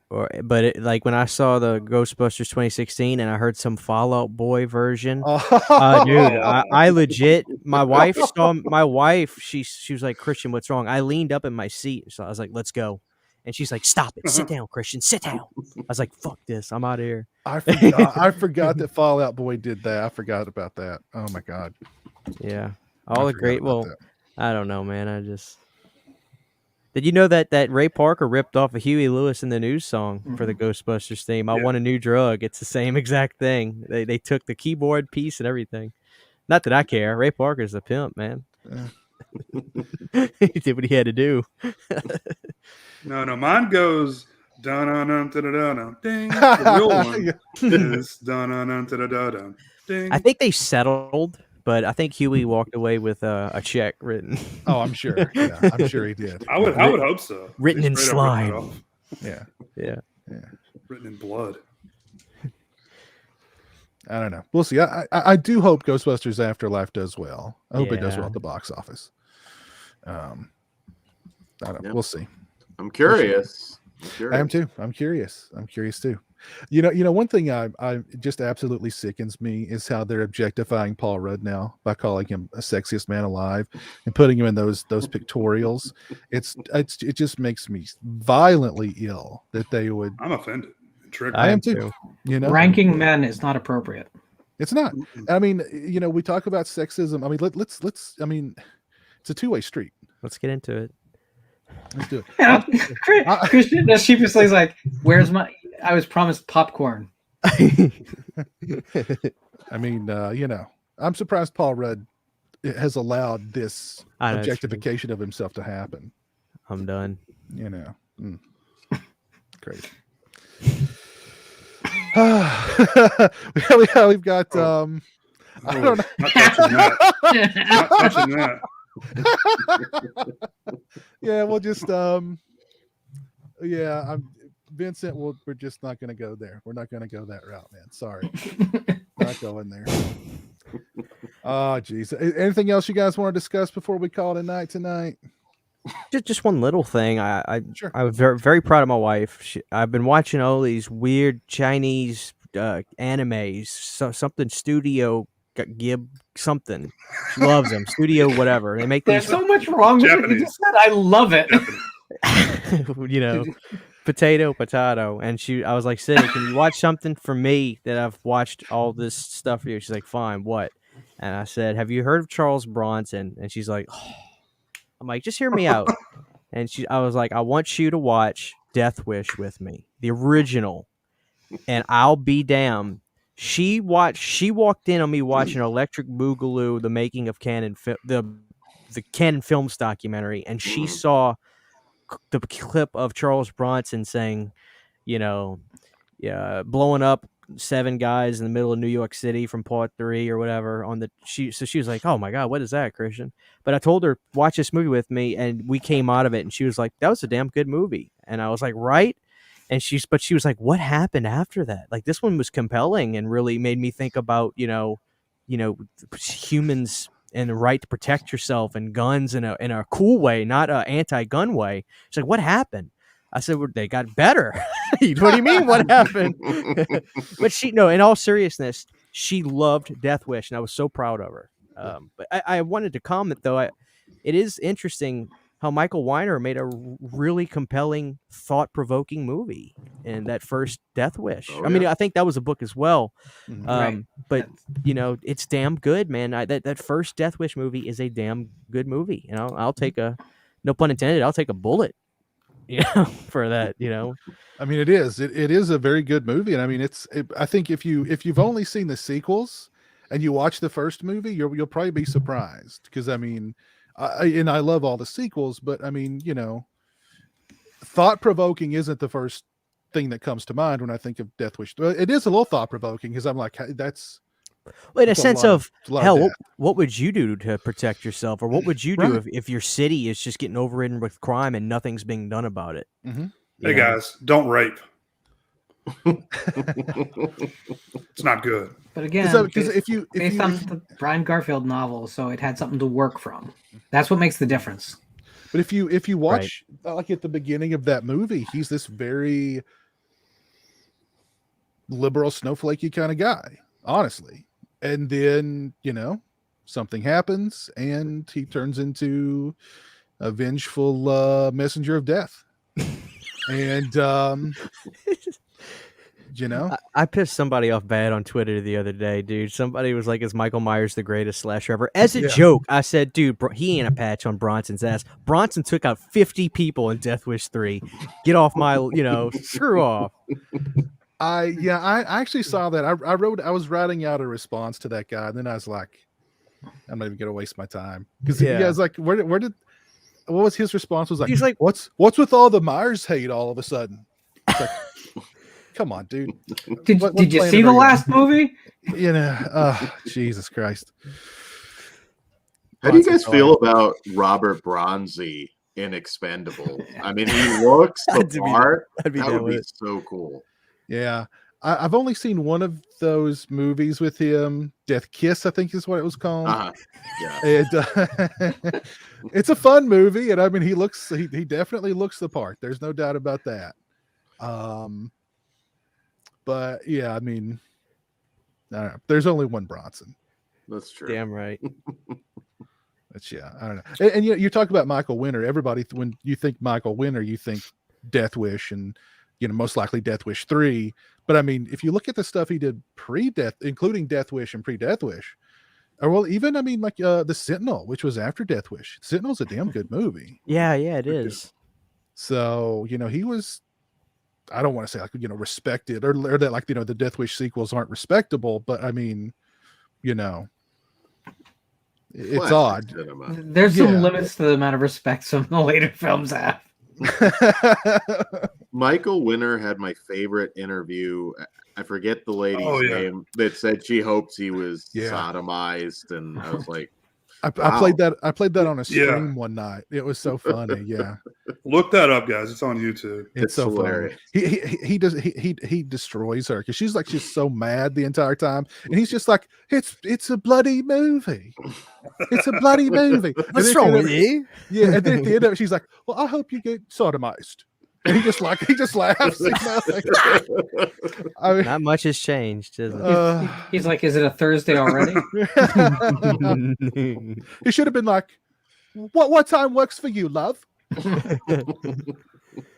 We need more Michaels today, making Michael films that Winners don't today. care. Well, that's what we were talking about earlier. It's like, Right. don't worry about offending people, and you make pablum. You won't get Death Wish today. No. You get the Bruce Willis Death Wish today. I think that's even actually pretty strong compared to most of what comes out in action films today, to be honest. But I shouldn't say anything. I've actually not even seen that movie, so I can't. I liked it, but It's not bad. Bruce Willis. I like Bruce Willis. I think Eli Roth directed it too. Eli He Roth did. directed it. It's not bad for a modern day Bruce Willis action movie. It's not Charles Bronson Death Wish. Well, as a modern Bruce Willis action film, it's a masterpiece. Well, yeah. As a modern action film, it's still pretty solid. We need to do a show where we just discuss the career of Eli Roth and look at each one of his films, because they really, if you look at his filmography, he's got a pretty, he's done some, not just but he's done a wide array of movies, not just horror. He's done different stuff. How much of it is good? I'm going to end up being a defender on that show if we do it. I think we poke fun at him, call him the master of horror, but like if Jason Blum and Eli Roth are hanging off of a cliff and I'm holding both of them, not even a question. I would just look. I would step on one's hand to get to the other. Eli could be safe behind me on the ledge, and I'll still drop Jason at this point. You turn away going, so you seen any good movies? Evil dies tonight. Just goodbye. Evil dies tonight. he did that kids movie, House with the Clock in its walls. Yeah, that wasn't. I saw that with my niece. That wasn't bad. And the thing is with Eli Roth is that his broad like adolescent humor doesn't work for me, but who else is going to make a tribute to Cannibal Holocaust and get it released in American theaters? That's what I'm saying. Like, who's going to be able to do that? I like that movie. Whereas Blumhouse is going safe. Roth is going, hey, I grew up on watching this movie that everyone hates. Let me make a tribute to that. There's something to admire about that, And don't forget, he made Hostel, for God's sake. So it's not exact. He comes from that sinister, I don't give an F place too. Yeah. I mean, the poor Asian woman's eye was hanging out of her head at the last reel of the film. Yeah. Jason Blum would have cut that left, right, and Sunday, man. Yeah.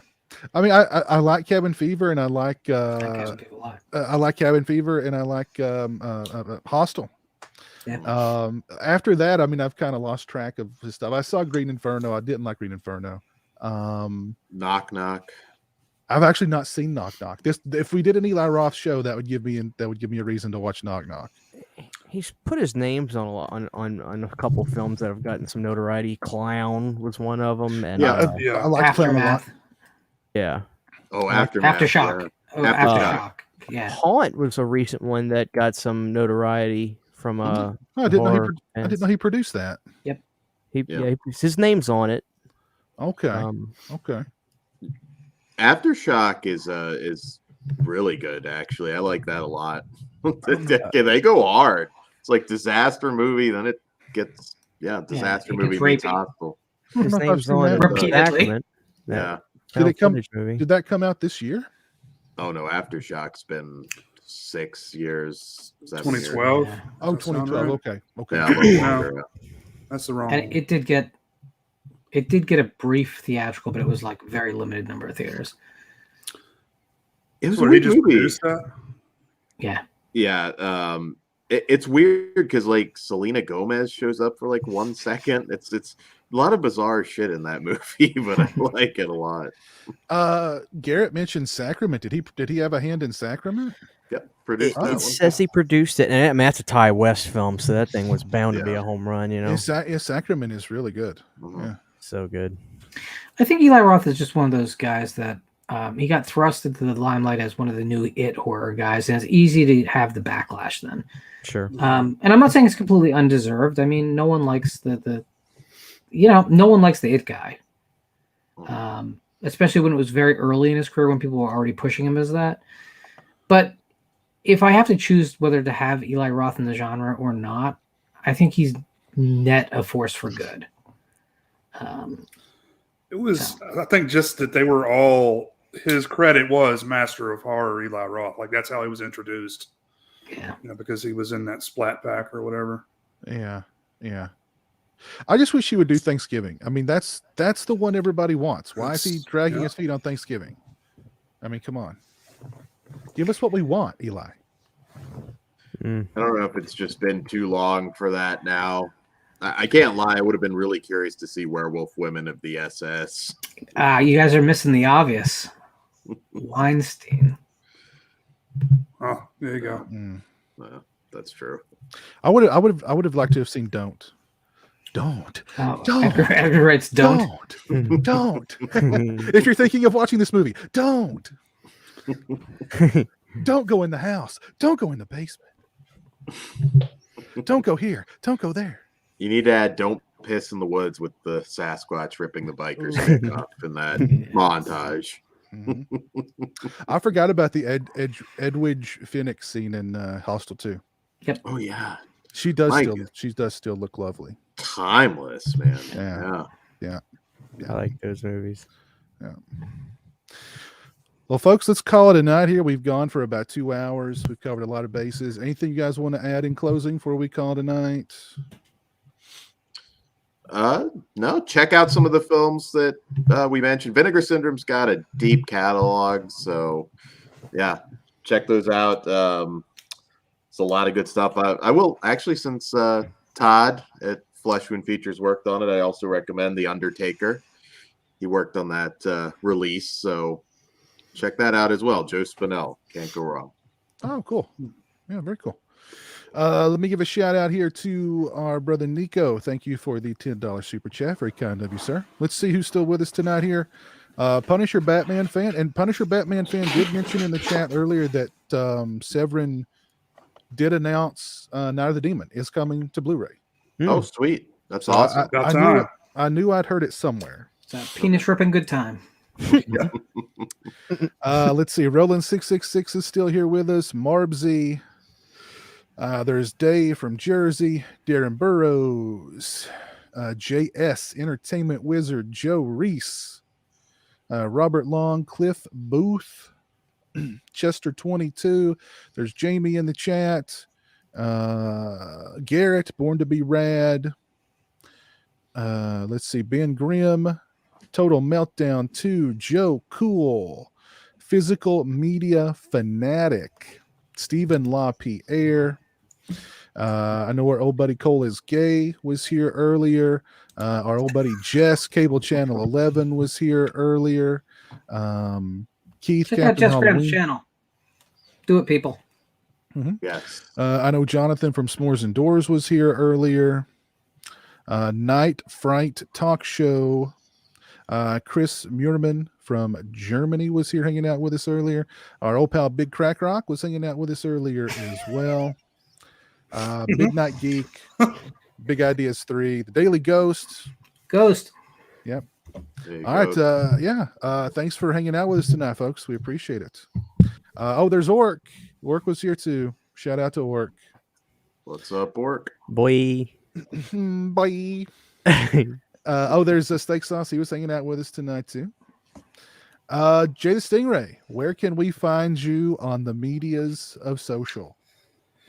Jay the Stingray everywhere, all social medias.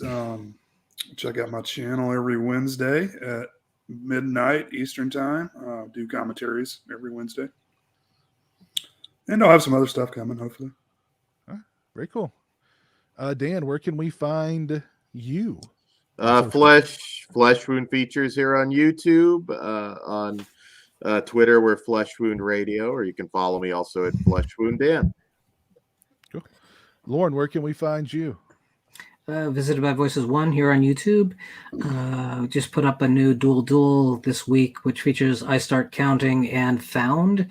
2 films about when you suspect your brother might be a serial killer, but it's leaning more towards, definitely. Additionally, you can put my name in a search engine on the Amazon.com, and a bunch of things come in that you can buy, and you should do that because I like money. Found is very good. I highly recommend Found. So good. Christian, where can we find you? At Horror Hanna on Twitter, Christian Hanna Horror on Instagram, and then on YouTube, same thing, Christian Hanna Horror. I did a vlog today. Went out and bought Mad Max Road Warrior, and I made sure on numerous occasions people knew that I am not a fan of Beyond Thunderdome. So I did that today, but so Christian Hanna Horror on YouTube. All right, very cool. And I reckon y'all know where you can find me.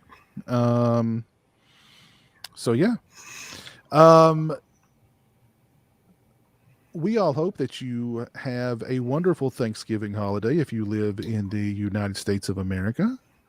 If not, have a horrible Thursday next week.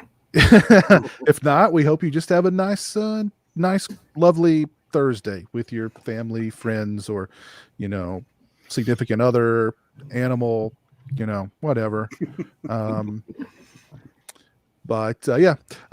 Big thanks to everybody who tuned in tonight. We appreciate it. Have a great one, and we will see you again very, very soon. Until then, peace.